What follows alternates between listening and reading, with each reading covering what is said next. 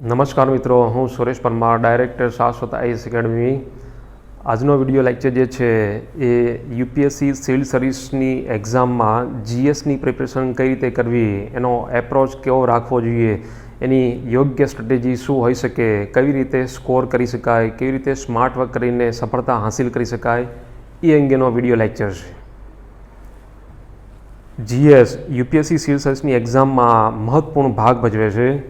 એ તમે પ્રિલિમમાં જે જીએસનું પેપર 1 છે એના પરથી પણ તમે સમજી શકશો. મેઇન્સમાં જીએસના 4 પેપર હોય છે, 1000 માર્ક્સનું વેટેજ છે. એ સિવાય એસએ સાથે પણ થોડું રિલેશન છે અને ઇન્ટરવ્યૂ સાથે પણ રિલેશન છે. એ પછી વાત કરી દેશો. સૌથી ઇમ્પોર્ટન્ટ બાબત એ છે કે જીએસ એટલે શું. ઘણા કેન્ડિડેટને એ સમજવામાં તકલીફ થતી હોય છે અને માત્ર જીકે અને જનરલ અવેરનેસ એની તૈયારી કરી દે છે. જીએસની પ્રિપરેશન કેવી રીતે કરવી જોઈએ, જીએસ એટલે શું, એ સૌથી પહેલાં જાણવું જરૂરી છે. એ સિવાય જીએસ યુપીએસસીમાં ઇમ્પોર્ટન્ટ તો છે જ, પણ યુપીએસસી કઈ રીતે એને જુએ છે, યુપીએસસી ઉમેદવારો પાસેથી કઈ કઈ અપેક્ષાઓ રાખે છે જીએસની બાબતમાં, તો એ પણ સૌ પહેલાં જાણવું જરૂરી છે. કેમ કે એ જાણ્યા વગર તમારી પ્રિપરેશનને, તમારી તૈયારીને યોગ્ય દિશા મળી શકશે નહીં. આજનો વિડીયો લેક્ચર એ રિલેટેડ જ છે. અહીંથી સ્ટાર્ટ કરી દઈએ. સૌથી પહેલાં જે છે કે જીએસ મતલબ કે જનરલ સ્ટડીઝ, મતલબ કે શુદ્ધ ગુજરાતીમાં કહીએ તો સામાન્ય અભ્યાસ. સ્પેશિયલ સ્ટડી નહીં, સામાન્ય અભ્યાસ. પણ સામાન્ય એટલે સુપરફિશિયલ, ઉપર છલ્લું ના સમજતા. કેમ કે ખુદ યુપીએસસીની નોટિફિકેશન તમે વાંચો તો ખુદ યુપીએસસીએ કહી દીધું છે કે ડેપ્થ પ્લસ બ્રેડ્થ, મતલબ કે જીએસનો કોઈ પણ પોર્શન હોય, જીએસનો કોઈ પણ વિભાગ હોય, પછી હિસ્ટ્રી હોય, કલ્ચર હોય, જ્યોગ્રાફી હોય, એન્વાયરમેન્ટ હોય, કે ડિઝાસ્ટર મેનેજમેન્ટ હોય, કે એથિક્સ હોય, તમારે બેઝિક કન્સેપ્ટ ક્લિયર કરવાના છે, બેઝિક અન્ડરસ્ટેન્ડિંગ ચકાસવામાં આવશે. એટલું જ નહીં, એને કરંટ ટચ આપવાનો છે. એટલું જ નહીં, તમારા આન્સરમાં પછી એ મેઇન્સ હોય કે ઇન્ટરવ્યૂમાં બોલવાની વાત હોય, ડેપ્થ કેટલી છે, વિડ્થ કેટલી છે, એ ચેક કરવામાં આવશે. બરાબર. ખુદ યુપીએસસીએ કહી દીધું છે કે એક વેલ એજ્યુકેટેડ યુથ એની પાસેથી અમને શું અપેક્ષાઓ છે. ટૂંકમાં કહેવાનો મતલબ એ છે કે માત્ર તમારે જીકે પ્રિપેર નહીં કરવાનું કે જનરલ અવેરનેસ માત્ર પ્રિપેર નહીં કરવાનું, સાથે સાથે જીએસ પણ પ્રિપેર કરવાનું છે. બરાબર. બીજું કે યુપીએસસીની એક્ઝામ જે છે એ એનાલિટિકલ એક્ઝામ છે. એ પહેલાં વિડીયો લેક્ચરમાં આપણે વાત કહી ચૂક્યા છીએ, એટલે અહીંયા રિપીટ નહીં કરતો, સમયની મર્યાદા છે. બરાબર. પણ કહેવાનો મતલબ એ છે કે કેન્ડિડેટ એનાલિસિસ કેવું કરી શકે છે, પોતાનો ઓપિનિયન કેવી રીતે આપી શકે છે, એનું બેઝિક અન્ડરસ્ટેન્ડિંગ કેવું છે, એમાં ડેપ્થ છે કે નહીં, એની ચકાસણી કરવામાં આવે છે. એટલું જ નહીં, મેઇન એક્ઝામ જે છે એમાં યુપીએસસીએ પોતે કહી દીધું છે કે ક્વેશ્ચન જે છે એ એસે ટાઈપ ક્વેશ્ચન હોય છે. એસે ટાઈપ ક્વેશ્ચન એટલે હું તમને કહી દઉં કે એમાં કેન્ડિડેટને ફ્રીડમ હોય છે કે પોતાના વિચારો, પોતાનો મત, પોતાના વ્યૂઝ રજૂ કરી શકે. બરાબર. ઇનોવેટિવ આઈડિયાઝ રજૂ કરી શકે. એટલા માટે એસે ટાઈપ ક્વેશ્ચન મેઇન એક્ઝામમાં સેટ કરવામાં આવે છે. યુપીએસસી એ સિવાય એ પણ ઈચ્છે છે કે ઉમેદવારોએ પોલિસી મેકિંગમાં કામ કરવાનું હોય છે, નીતિ નિર્માણમાં ભાગ ભજવવાનો હોય છે. એટલું જ નહીં, પબ્લિક સર્વિસ છે, જાહેર સેવા છે. એટલે જાહેર સેવા, એને લગતા મુદ્દાઓ એટલે કે ઇસ્યુઝ, એવા ન્યૂઝ તમારે ધ્યાનમાં રાખવાના છે, ઉમેદવારોએ ધ્યાનમાં રાખવાના હોય છે.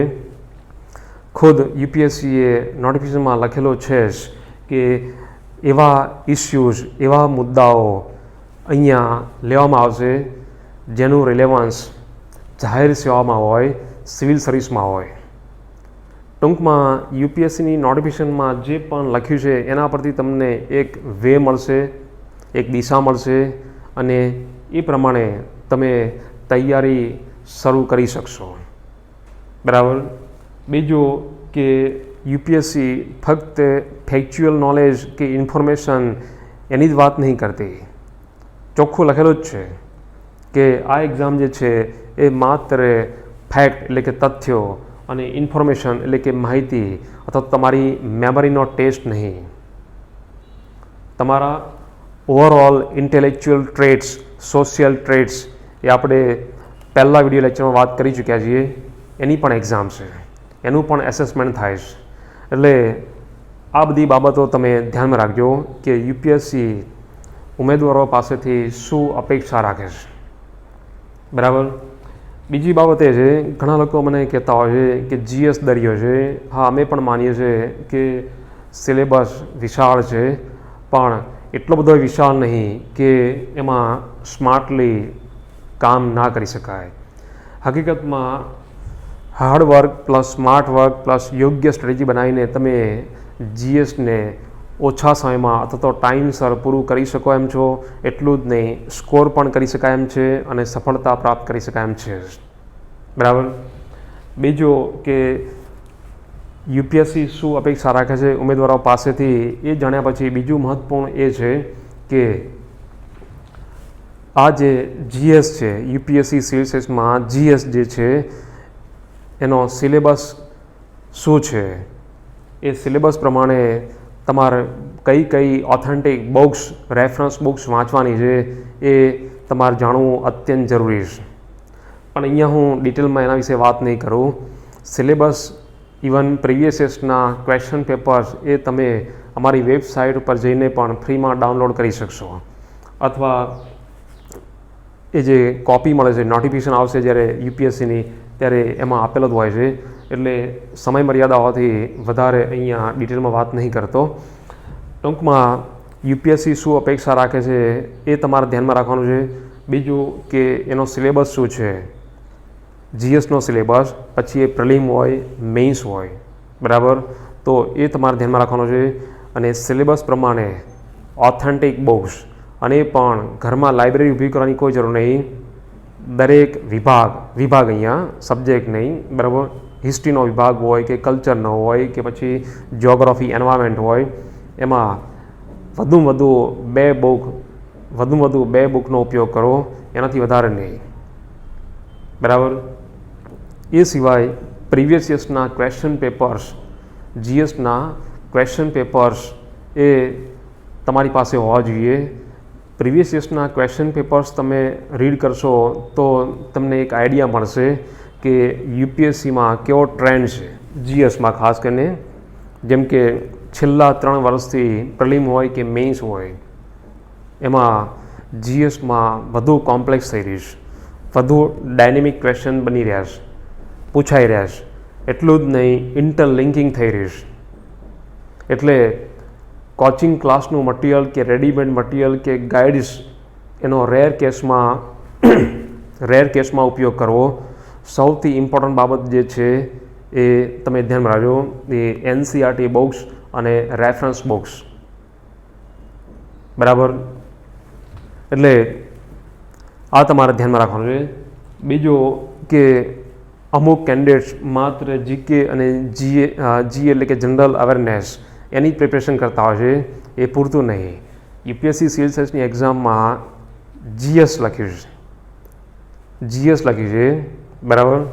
નોટ ઓનલી જીકે કે જીએ. આમાં બહુ ઝાઝો તફાવત નહીં, છતાં પણ તમને કહી દો, જીકેમાં માત્ર હુ, વોટ અને વેન એના પર જ ફોકસ થાય છે. માત્ર તથ્યો પર ભાર મૂકવામાં આવે છે, ઇન્ફોર્મેશન પર ભાર મૂકવામાં આવે છે. પણ જીએસ જે છે, જીએસમાં એનાલિસિસ ઉપર ભાર મૂકવામાં આવે છે. તમારું જે પણ નોલેજ છે, પછી ફેક્ચ્યુઅલ હોય કે ઇન્ફોર્મેટિવ હોય, એ તમે કેટલું એપ્લાય કરી શકો છો એના પર ભાર મૂકવામાં આવે છે. બરાબર. વિશ્લેષણાત્મક ક્ષમતા એના પર ભાર મૂકવામાં આવે છે. એટલે માત્ર હુ, વોટ, વેન કે વાય એટલું જ નહીં, આટલું પૂરતું નહીં, આ પણ તમારે ધ્યાનમાં રાખવાનું છે. કોઈ પણ ટૉપિક તમે વાંચો, પછી એ કન્વેન્શનલ હોય કે કરંટ અફેર્સની વાત હોય, ન્યૂઝપેપરમાં કોઈ ન્યૂઝ જોયા હોય કે કોઈ ઇસ્યુ હોય, તો તમારે આ બાબતો તમારે ધ્યાનમાં રાખવાની છે. હુ, વોટ, વેન, વાય અને હાઉ. આ રીતે તમે રીડ કરશો અને પછી થિંકિંગ, વિચારવું બહુ મહત્વપૂર્ણ છે. થિંકિંગ કરશો તો જ તમે સારો એવો ઓપિનિયન આપી શકશો. એટલું જ નહીં, સારી રીતે ખાસ કરીને મેઇન્સમાં તમારા આન્સરને ઓર્ગેનાઇઝ કરી શકશો, અથવા તો પ્રિલિમમાં તમે તર્ક એટલે કે લોજિક લગાવી શકશો. એટલે આ બાબતો પર ધ્યાન રાખજો. માત્ર હુ, વોટ કે વેન એકલું જ નહીં, આના પર ફોકસ કરવાનું છે. બરાબર. જીએ એટલે કે જનરલ અવેરનેસ, એ તો લખ્યું જ છે યુપીએસસીએ નોટિફિકેશનમાં. જનરલ અવેરનેસ એ સ્વાભાવિક છે. સિવિલ સર્વન્ટ હંમેશા અપડેટ રહેતો હોવો જોઈએ, ડાયનેમિક પર્સનાલિટી હોવી જોઈએ, જે પણ પોતાની આસપાસ બની રહ્યું છે, પછી એ સોશિયલ ચેન્જીસ હોય, ઇકોનોમિક ડેવલપમેન્ટ હોય કે સાયન્સ ટેકનોલોજીમાં ડેવલપમેન્ટ હોય કે કલ્ચરલ ઇસ્યુઝ હોય, કંઈ પણ પોતાની આસપાસ બની રહ્યું છે એને સમજવું જરૂરી છે. રીડિંગ એટલું જ નહીં, સમજવું જરૂરી છે. એટલું જ નહીં, એના વિશે બેઝિક તમારે જાણવું જરૂરી છે. બરાબર. એ યુપીએસસીએ ચોખ્ખું લખેલું જ છે કે એક વેલ એજ્યુકેટેડ યુથ પાસેથી અમે આ અપેક્ષા રાખીએ છીએ. એક વેલ એજ્યુકેટેડ યુથ એટલે કે સિવિલ સર્વિસના ઉમેદવારોને યુપીએસસી કહી દે છે કે પોતાની આસપાસ બની રહેલા બનાવો, પછી એ હોમ ટાઉન હોય, પોતાનું ગામડું હોય, પોતાનું સ્ટેટ હોય, પોતાનો દેશ હોય કે પછી વિશ્વ હોય, આંતરરાષ્ટ્રીય રીતે પણ લઈ શકાય, પોતાની આસપાસ બની રહેલી ઘટનાઓ બનાવો પર એક તીક્ષ્ણ નજર રાખે. જે પણ કોન્ફ્લિક્ટ થઈ રહ્યા છે, પછી એ સોશિયલ કોન્ફ્લિક્ટ હોય, કલ્ચરલ હોય, પોલિટિકલ હોય, ઇકોનોમિક હોય, જે પણ કોન્ફ્લિક્ટ થઈ રહ્યા છે એના વિશે એ જાણે, એમાં ડેપ્થમાં જાય, બેઝિક અન્ડરસ્ટેન્ડિંગ ક્લિયર કરે અને પછી એના વિશે પોતાનો દૃષ્ટિકોણ રજૂ કરે. બરાબર. એટલે આ બાબતો તમે ધ્યાનમાં રાખજો. હવે જીએસનું ઇમ્પોર્ટન્સ શું છે? આમ તો ઘણું બધું ઇમ્પોર્ટન્સ કહી શકાય, ઘણું બધું મહત્ત્વ છે જીએસનું. જેમ કે પ્રિલિમમાં કોઈ ઓપ્શનલ સબ્જેક્ટ છે જ નહીં. બરાબર. પ્રિલિમ વિશે તમે જાણતા હશો. પ્રિલિમમાં એ ઓબ્જેક્ટિવ ટાઈપ ક્વેશ્ચન પૂછાય છે, એમસીક્યુ હોય છે અને 2 પેપર હોય છે. એક પેપર જીએસનું હોય છે અને બીજું પેપર સીસેટ હોય છે. બરાબર. પણ અહીંયા સીસેટ વિશે અલગ વિડીયો લેક્ચરમાં વાત કરવામાં આવશે. અત્યારે માત્ર જીએસની વાત કરવામાં આવશે. પ્રિલિમની વાત કરીએ તો એમાં જીએસનું પેપર હોય છે, 200 માર્કનું પેપર હોય છે અને એ ક્વોલિફાઈંગ પેપર નહીં, એ મેઇન એક્ઝામ માટેનો સ્ક્રીનિંગ ટેસ્ટ છે. મેઇન્સ ત્યારે જ ક્વોલિફાય થશે જ્યારે તમે પ્રિલિમમાં સ્કોર કરશો, ઓલ ઇન્ડિયા સ્કોર કરશો, મેરિટમાં આવશો. પણ મેઇનલી જીએસનું જે પેપર હોય છે પ્રિલિમમાં 50% ઉપર માર્ક લાવી દેવાના, એટલે એક પ્રકારે સિક્યોર થઈ જવાય. બરાબર. પ્રિલિમ એ પછી મેઇનમાં જીએસનું વેટેજ ઇમ્પોર્ટન્સની વાત કરીએ તો મુખ્ય પરીક્ષા જે છે, મુખ્ય પરીક્ષામાં જીએસના 4 પેપર્સ હોય છે. દરેક પેપર 250 માર્કનો, એટલે ટોટલ 4 પેપર જે છે 1000 માર્ક્સ. 1000 માર્ક્સ એટલે એ દૃષ્ટિએ મહત્વપૂર્ણ તો છે જ. બરાબર. એ સિવાય શું જીએસની તૈયારી એસએમમાં કામમાં આવી શકે? તો હા, કામમાં આવી શકે. મુખ્ય પરીક્ષામાં એસેનું પેપર હોય છે, 2 એસે લખવાના હોય છે. માર્ક્સ તો 250 જ માર્ક છે, પણ કહેવાનો મતલબ એ છે કે એસેના પેપર માટે પણ જીએસ મહત્વપૂર્ણ છે. અને કેવા એસે પૂછાય, કઈ ટાઈપના, એમાં શું એપ્રોચ, એ તો અલગથી વિડીયો બનાવવામાં આવશે. અત્યારે હું વાત નહીં કરતો. પણ એક સારો એસે લખવા માટે ઉમેદવાર પાસે જીએસનું નોલેજ હોવું જરૂરી છે. ફક્ત જીકે કે જીએ નહીં, જીએસનું નોલેજ હોવું જરૂરી છે. તો જ સારો એસે લખી શકાય એમ છે.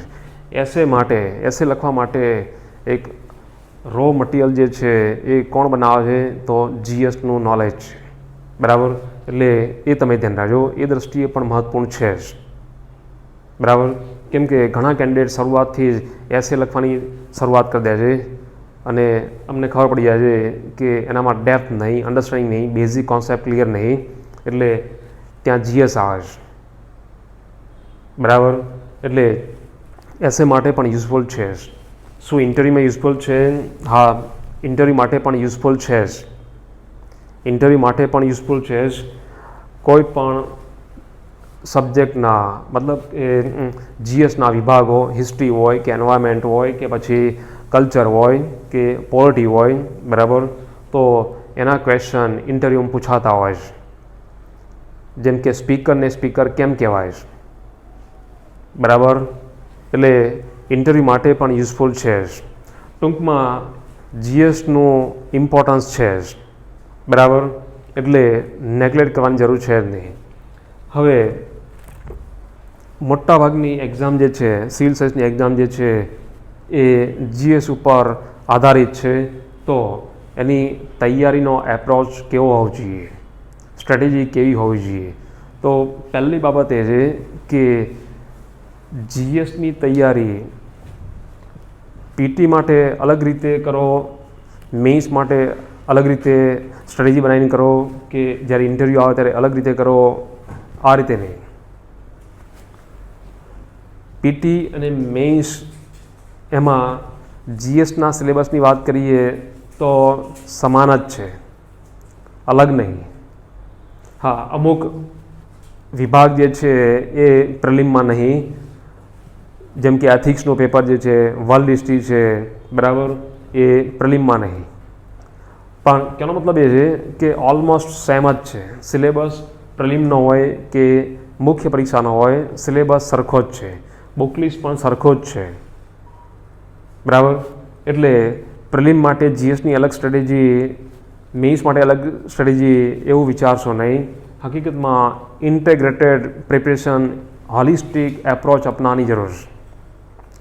મતલબ કે કોઈ પણ ઇસ્યુ હોય કે ન્યૂઝ હોય કે પછી કન્વેન્શનલ તમે બુકમાંથી રીડ કરતા હોય તો તમારે એ ધ્યાનમાં રાખવાનું છે કે જે પણ વાંચી રહ્યા છે એ પ્રિલિમના સંદર્ભમાં, પ્રિલિમના કોન્ટેક્સ્ટમાં કઈ રીતે યુઝફુલ છે, મેઇન્સના જીએસના પેપરમાં કે એસએના પેપરમાં કઈ રીતે યુઝફુલ છે, અને એ જ ટૉપિક, એ જ ન્યૂઝ કે ઇસ્યુઓ ઇન્ટરવ્યૂમાં કઈ રીતે પૂછી શકાય અને હું શું જવાબ આપું, બરાબર. એટલે ઇન્ટેગ્રેટેડ હોલિસ્ટિક એપ્રોચ અપનાવવાની જરૂર છે, બરાબર. બીજું કે ટાઈમ મેનેજમેન્ટ પણ જરૂરી છે. આડેધડ રીડિંગ કરવાનો કોઈ મતલબ નહીં. દુનિયાભરની બુક્સ વાંચવાનો કે ન્યૂઝપેપર વાંચવાનો કે મેગઝીન્સ વાંચવાનો કોઈ મતલબ નહીં. ઓથેન્ટિક બુક્સ, ગુણવત્તાવાળા ન્યૂઝપેપર કે મેગઝીન્સ, બરાબર, અને યોગ્ય પ્લાનિંગ અને યોગ્ય રીતે સમયનું આયોજન. પછી 1 વર્ષનું આયોજન પણ કરી શકો, 1.5-2 વર્ષનું આયોજન પણ કરી શકો. છતાં આ મારો મત છે કે આ તૈયારી માટે 1.5-2 વર્ષ તો લે જ છે. પણ તમારે ટાઈમનું પ્રોપર મેનેજમેન્ટ કરવું પડશે. મતલબ કે કેટલા ટાઈમમાં કયા વિભાગો, જીએસના કયા વિભાગો, પછી એ પોલિટી હોય કે જ્યોગ્રાફી હોય કે એન્વાયરમેન્ટ હોય, કે 15 દિવસમાં પૂરો કરવા છે, તેના માટે કેટલા કલાક આપવા પડશે, બરાબર. એટલે ટાઈમ મેનેજમેન્ટ બહુ મહત્વપૂર્ણ છે. એ સિવાય માત્ર હાર્ડવર્ક કરવાની જરૂર નહીં. મતલબ કે દિવસના 15-16 કલાક કામ કરવાની કોઈ જરૂર છે નહીં.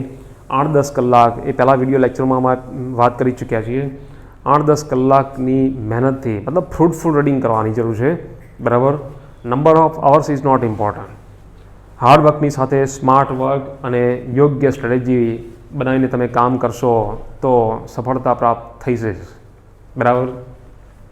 હવે જીએસ તમને વધારે સારી રીતે સમજ પડે એટલા માટે આ ડિવાઈડ કરી છે અને આ રીતે જ છે. પછી એ પ્રિલિમ હોય કે મેઇન્સ હોય, બરાબર. જીએસને આ રીતે ડિવાઈડ કરી શકાય 2 ભાગમાં. જીએસ યુપીએસસી સિવિલ સર્વિસમાં જીએસ જે છે તો એક તો આ રીતે છે, કન્વેન્શનલ ટાઈપ, પરંપરાગત, બરાબર. મતલબ કે એમાં બહુ ચેન્જ ના થાય. બહુ ડાયનેમિક ના હોય, જેમ કે હિસ્ટ્રી કલ્ચર, બરાબર. બીજી રીતે કહે તો સ્ટેટિક, બરાબર. બીજી એક બાબત છે basic understanding, basic ideas, basic concept.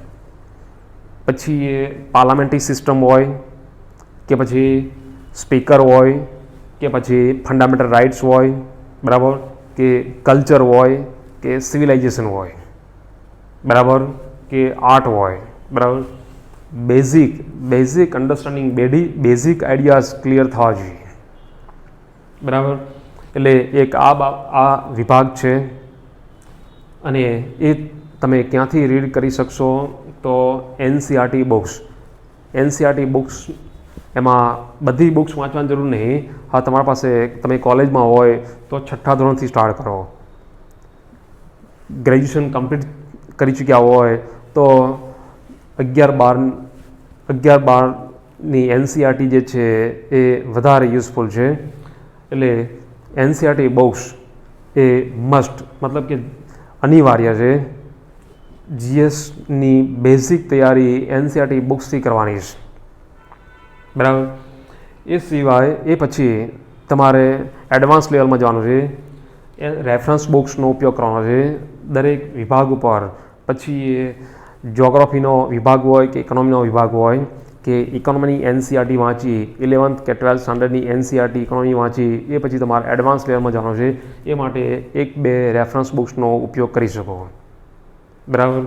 એ સિવાય તમારે બેઝિક વિશે વધારે જાણવું હોય તો ઇન્ટરનેટનો ઉપયોગ કરી શકો. વિકીપીડિયાનો અમે ઉપયોગ કરતા હતા, બરાબર. વિકીપીડિયાનો ઉપયોગ પણ કરી શકો. એના પરથી તમને ડિટેલમાં માહિતી મળી શકશે. એટલે એક આ વિભાગ છે. આ પહેલાં તમારે પ્રિપેર કરવાનો છે. આ બહુ જ જરૂરી છે. અને ક્યાંથી મળશે? NCERT books, reference books. Internet ઉપર તમે એક્સપ્લોર કરી શકો અથવા ઇન્ટરનેટ ઉપર વિકીપીડિયા એમાં જઈને તમે એ નોટ મેકિંગ કરી શકશો જો બુક્સમાં ના હોય તો, બરાબર. તમે ડિજિટલ નોટ પણ બનાવી શકો અથવા ફિઝિકલ નોટ પણ બનાવી શકશો, બરાબર. એ પછી આ વિભાગ છે કરંટ અફેર્સ. બીજી રીતે કહેતો જનરલ અવેરનેસ, બરાબર. જનરલ અવેરનેસ અથવા કરંટ અફેર્સ મતલબ કે કયા સમયનું, ભૂતકાળનું નહીં, પ્રેઝન્ટ ટાઈમ્સનું. મતલબ સાંપ્રત બનાવો, સાંપ્રત પ્રવાહો, વર્તમાનકાલીન. આમાં વ્યૂમાં થોડો વેરિએશન છે. ઘણા ટોપર્સ, ઘણા સફળ ઉમેદવારો એવું કહેતા હોય છે કે છેલ્લા 8-9 મહિનાના કરંટ અફેર્સ જોઈ લો એટલે કોઈ પ્રોબ્લેમ નહીં થાય, બરાબર છે. પણ હું માનું ત્યાં સુધી જે વર્ષે તમે પ્રિલિમમાં અપિયર થવાના હોય, મતલબ એટેમ્પનો ઉપયોગ કરવાના હોય તો લાસ્ટ 1 યર, છેલ્લા 1 વર્ષના કરંટ અફેર્સ વ્યવસ્થિત જોઈ લેવા જરૂરી છે, બરાબર. બીજું કે કરંટ અફેર્સમાં તમારે એ ધ્યાન રાખવાનું છે કે UPSCએ કહી દીધું છે સિવિલ સર્વિસ એ સિવિલ સર્વન્ટ એનું કામ શું હોય છે? જાહેર વહીવટનું કામ હોય છે. પોલિસી મેકિંગ, પોલિસી ઇમ્પ્લિમેન્ટેશન એનું કામ હોય છે. એ કામગીરી કરવાની હોય છે. એટલા માટે જ ખાસ કરીને અમારી સલાહ છે કે પોલિસી રિલેટેડ કોઈ ન્યૂઝ હોય કે ઇસ્યુ હોય, પોલિસી રિલેટેડ કોઈ ન્યૂઝ હોય, પ્રોગ્રામની વાત, સરકારી પ્રોગ્રામ, સરકારી government policies, government scheme, government programmes, તો એના પર ખાસ તમે ધ્યાન રાખજો. એ સિવાય એવા બનાવો જે નેશનલ, ઇન્ટરનેશનલ ઇમ્પોર્ટન્સ ધરાવતા હોય અને જેનું રિલેવન્સ સિવિલ સર્વિસમાં હોય, પબ્લિક સર્વિસમાં હોય, એવા ન્યૂઝ, એવા કરંટ અફેર્સ, એવા કરંટ ઇસ્યુઝ કેન્ડિડેટે ધ્યાનમાં રાખવાના છે. આનાથી તમને યોગ્ય દિશા મળશે. કેમ કે ઘણા કેન્ડિડેટ મને કહેતા હોય છે કે ધ હિન્દુ વાંચવામાં 3 કલાક જાય છે. 3 કલાકની કોઈ જરૂર છે નહીં, બરાબર. 1 કલાકમાં ન્યૂઝપેપર એ વંચાઈ જવું જોઈએ.